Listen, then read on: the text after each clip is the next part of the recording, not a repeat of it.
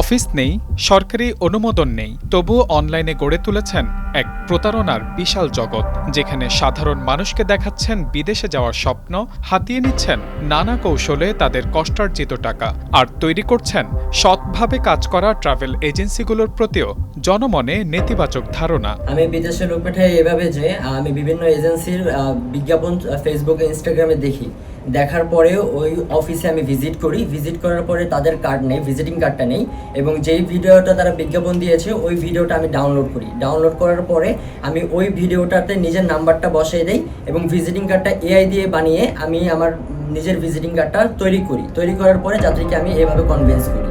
ভিডিওতে যে যুবককে দেখা যাচ্ছে তার নাম রিফাত। সে দীর্ঘদিন ধরে মানুষকে বিদেশে পাঠানোর প্রলোভন দেখিয়ে অনলাইনে অভিনব কৌশলে প্রতারণার জাল বিস্তার করে আসছিল। আজ টাইমস টুডের হাতে আসে তার প্রতারণার অভিনব কৌশলের স্বীকারোক্তি। যাত্রীকে শো করার পরে আমি বিভিন্ন অফিসে যাত্রীদেরকে নিয়ে যাই, এভাবে আর কি মূলত আমি যাত্রীদেরকে রাজি করি। রিফাত তার স্বীকারোক্তিতে জানায়, সে দীর্ঘদিন ধরে বাংলাদেশ সরকার অনুমোদিত SM এন্টারপ্রাইজ নামক রিক্রুটিং এজেন্সির নাম ব্যবহার করে প্রতারণামূলক কার্যক্রম পরিচালনা করে আসছিল।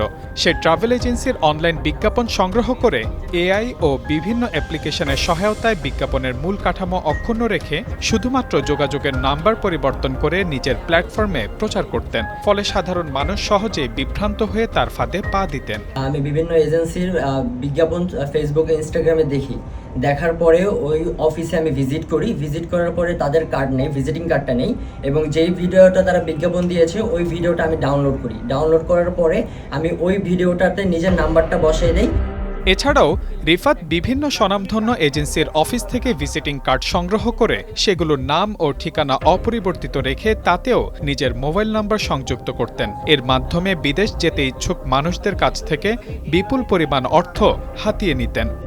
অভিযোগে আরও জানা যায়, এই প্রতারণার ফলে বহু ভুক্তভোগী প্রতারিত হয়ে সংশ্লিষ্ট প্রতিষ্ঠানের ঠিকানায় গিয়ে অভিযোগ করেছেন, যার ফলে প্রতিষ্ঠানের সুনাম মারাত্মকভাবে ক্ষতিগ্রস্ত হয়েছে। প্রাথমিকভাবে জানা গেছে, প্রতারক রিফাত ইতোমধ্যে শতাধিক মানুষের কাছ থেকে লাখ লাখ টাকা আত্মসাৎ করেছেন।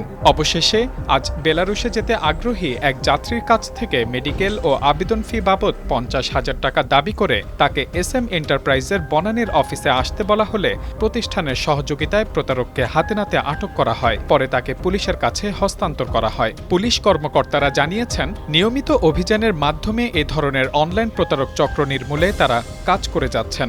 একই সঙ্গে বিদেশ গমন সংক্রান্ত কোনো সিদ্ধান্ত নেওয়ার আগে সংশ্লিষ্ট এজেন্সির বৈধতা যাচাই এবং সরাসরি অফিসে যোগাযোগ করার জন্য সাধারণ মানুষকে বিশেষভাবে সতর্ক থাকার আহ্বান জানানো হয়।